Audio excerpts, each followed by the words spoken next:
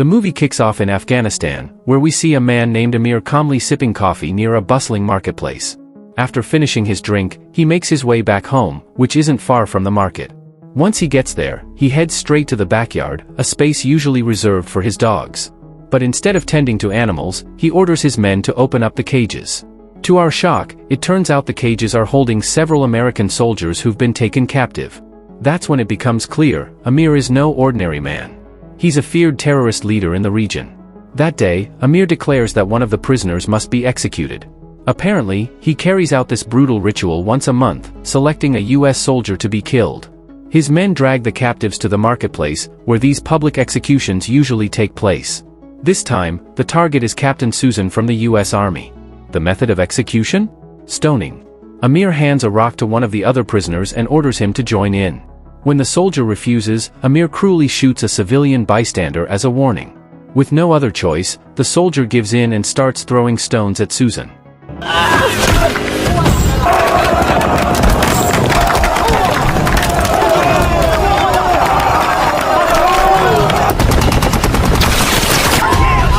Just as things turn dire, two military helicopters suddenly appear in the sky. They're part of a rescue mission.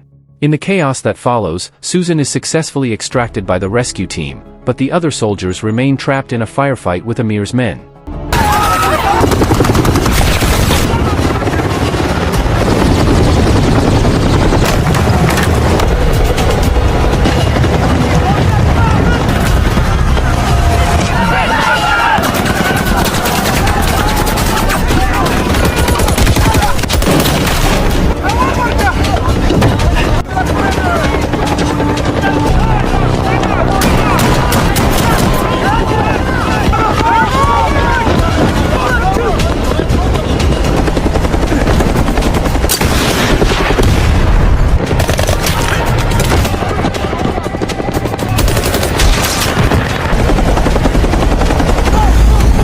Amir manages to shoot down one of the helicopters, forcing the remaining rescuers to retreat. Stop down there! You hear me? Don't you leave him! Stop! You hear me? Stop! Don't leave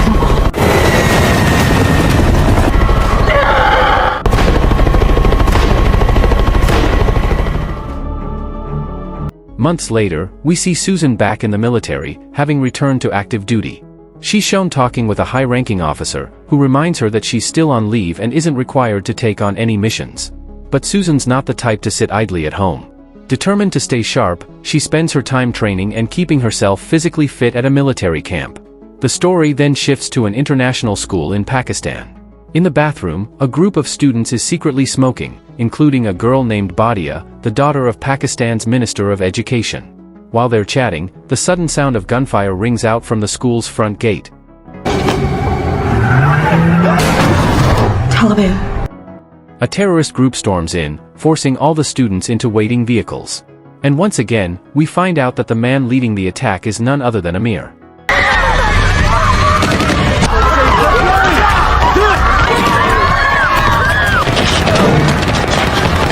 As panic spreads, Badia quickly takes charge, urging her friends to follow her to the school's rooftop, believing it to be the safest place to hide. Meanwhile, Amir starts questioning one of the teachers, asking for the whereabouts of the minister's daughter. The teacher tries to protect Badia by claiming she's not at school that day. But Amir doesn't buy it and immediately instructs his men to search the entire school, convinced that she's hiding somewhere inside. On the other hand, Badia, who realized that the terrorists would find them, then invited her friends to get down and escape through the back door. Unfortunately, while running away, Badia collided with one of the terrorists. Badia immediately grabbed the terrorist's gun and, without hesitation, shot him dead. Amir, who saw the incident, tried to calm Badia down. However, Badia did not believe him and shot Amir, although she eventually ran out of bullets. Then Amir's group approached Badia's friends, but Badia bravely kept trying to stop Amir. To teach Badia a lesson, Amir ruthlessly ordered his men to throw two of Badia's friends.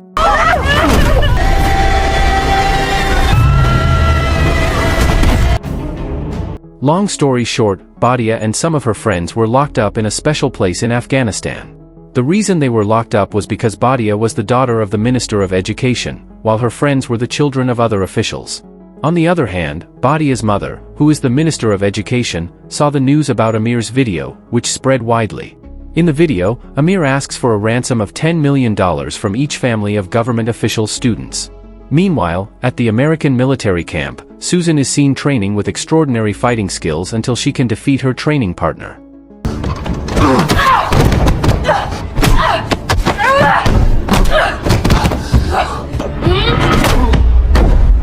After finishing training, it turns out that Susan is awaited by a military commander named Travis. Travis said that he wanted to talk to Susan about something important, but he asked her to clean her body first. Then, Susan asked what Travis was doing to meet her. Travis explained that he wanted Susan to join his team, which was currently serving on the border of Pakistan and Afghanistan. Initially, Susan refused because she was still traumatized by past events. However, Travis immediately explains that their job is to save some girls who were kidnapped by a terrorist group. One thing Susan should know is that the terrorist group in question is Amir's group. Hearing and seeing Amir's photo, Susan was immediately willing to go without hesitation. In short, Susan arrived in Pakistan and was immediately picked up by a driver named Abbas. Abbas took Susan to the hotel Travis had prepared without further ado. Arriving at the hotel, Susan was approached by a woman, who turned out to be Travis's man. The woman then took Susan upstairs to meet their other colleagues. Rachel, weapons specialist. Shooter! You are the bomb. Oh, and here's our medic. They all introduced themselves to Susan and explained that they would be posing as international medical personnel to enter Afghanistan. Later that afternoon, Susan went to a cafe to meet Travis, who had already arrived in Pakistan. Susan asked when and how they would enter Afghanistan. At the same time, the Minister of Education or Badia's mother approached them. The minister said that they had to save Badia and her friends. The minister also informed them that coordination with the border guards had been carried out so the mission could begin tomorrow. After that, Susan went to an internet cafe and contacted her old friend Awaina. Awaina is a former Taliban member whom Susan had saved from execution by ISIS. Susan asked Awaina to find the whereabouts of Amir's group because Awaina happened to still live in Afghanistan. The next day, Travis, Susan, and other members left for Afghanistan. Susan again met Abbas, the driver who had previously picked her up at the airport. Susan then got into one of the trucks, which turned out to be driven by Malik, Abbas' younger brother.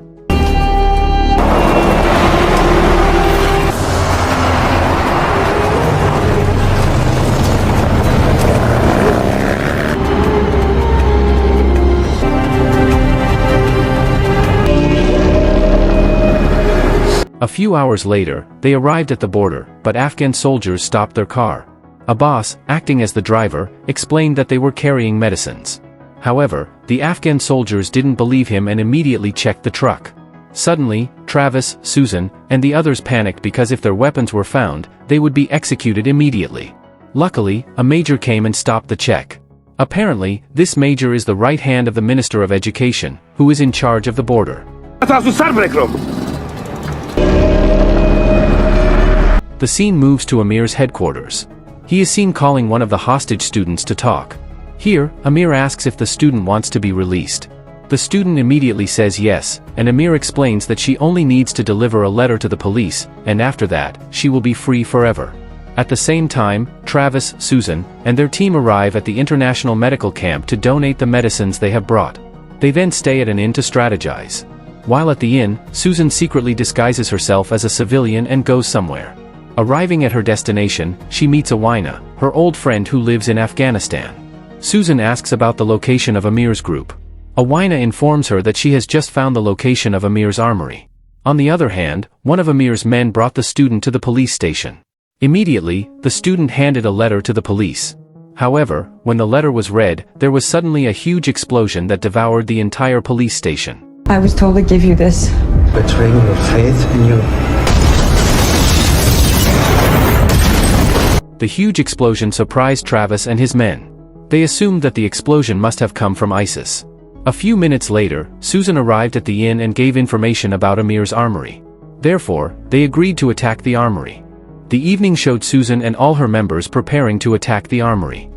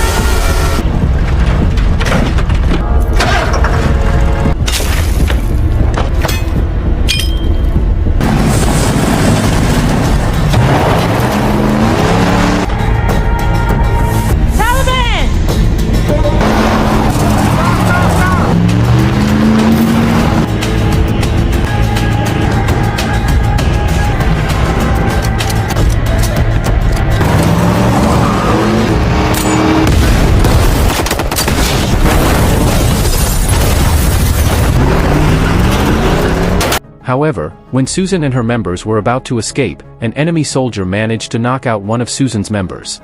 Susan, who did not want her members to be left behind, forced Malik to turn the car around. As a result, the war had to happen again. When one of the bodies of Susan's members had been loaded onto the car, it was Travis' turn to be shot by the enemy group.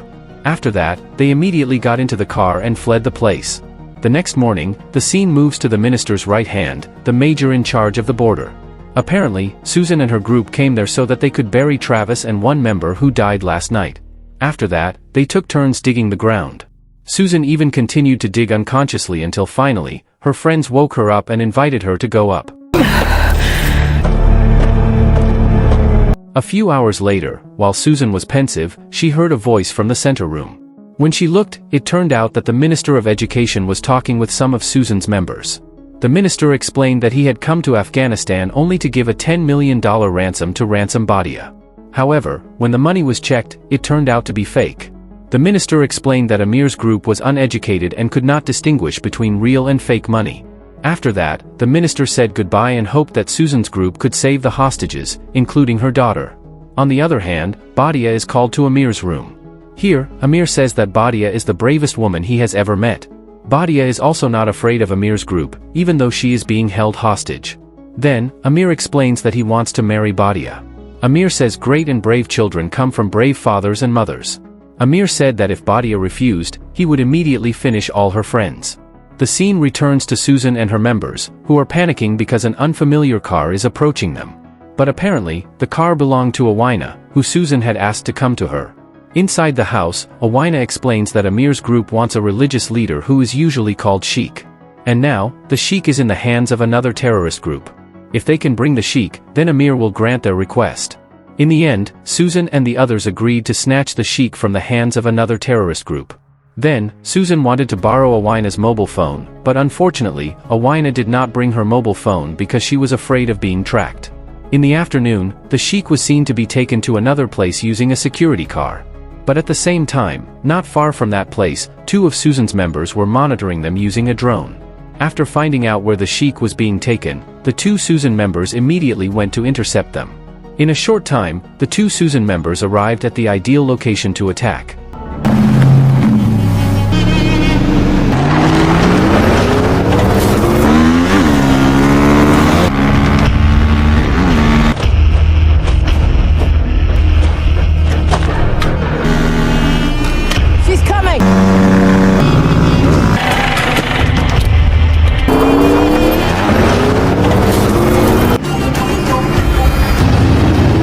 But at the same time, one member named Alice saw a bus about to pass from the opposite direction. After a while, the terrorist group carrying the Sheik arrived there. Susan and the others jumped into action.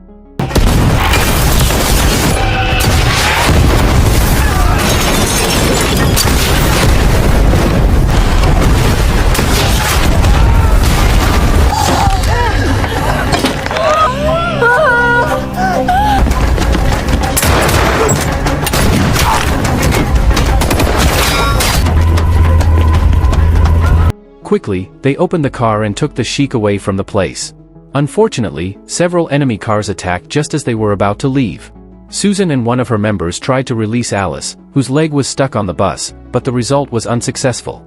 In the end, Alice begged Susan to go rather than all of them getting caught. On the other hand, the shooting was still going on until, on one occasion, a boss had to be shot.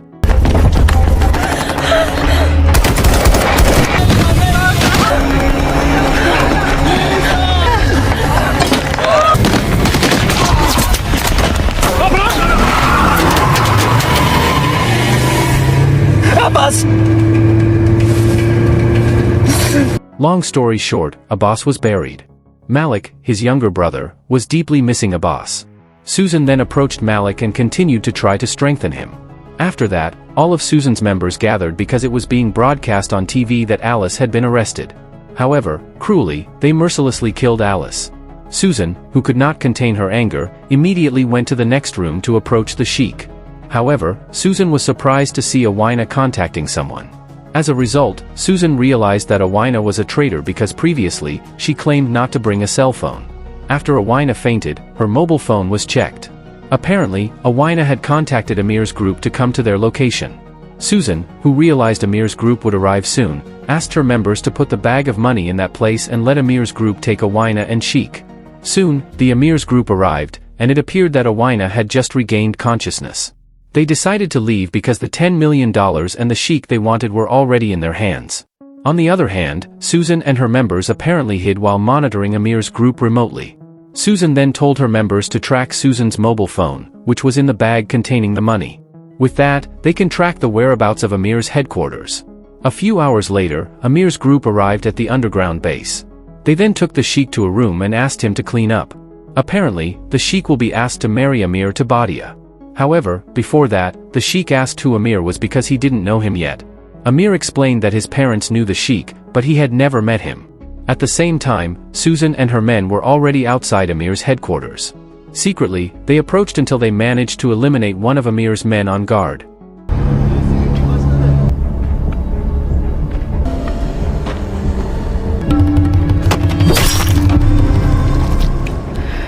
Diesel fumes.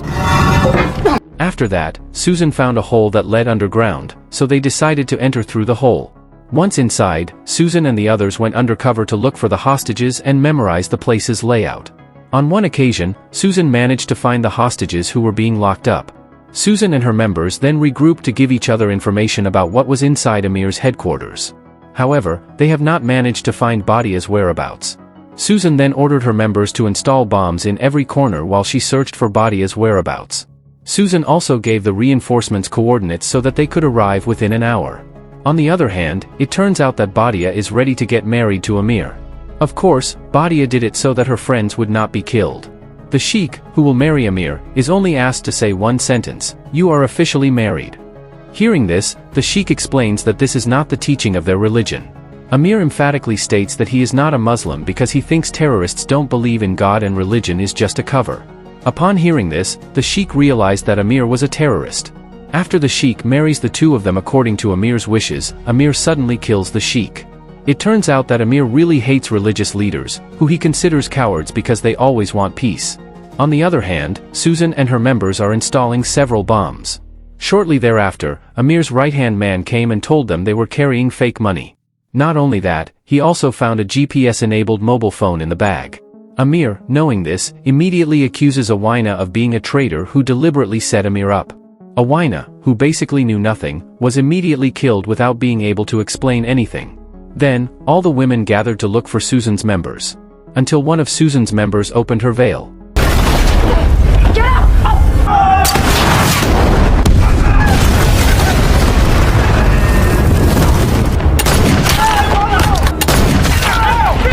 Dr. Rani?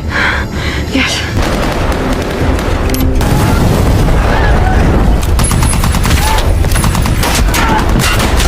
And don't wait.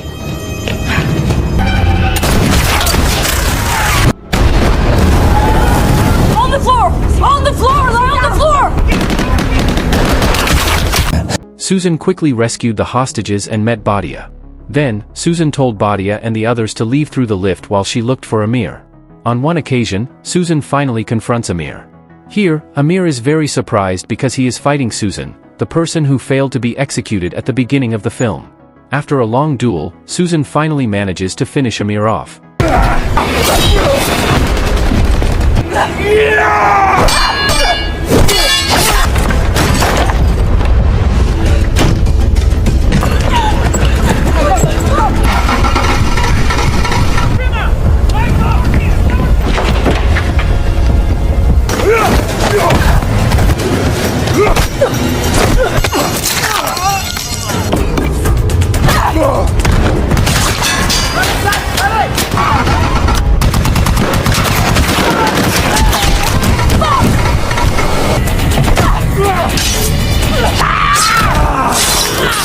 In short, when Susan and the others were about to leave, Susan realized that one of her members was dying from being buried under rocks.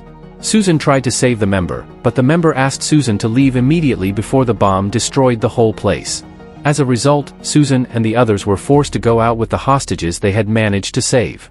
Later, rescue forces arrived, and everyone was immediately evacuated.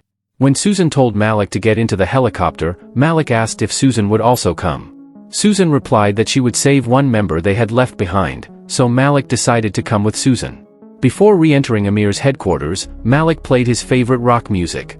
Then, the film ended. If you enjoyed this video, don't be shy, hit the like button, and if you disliked it, hit the dislike button twice just to be sure. You should watch the full movie. Thank you very much for watching.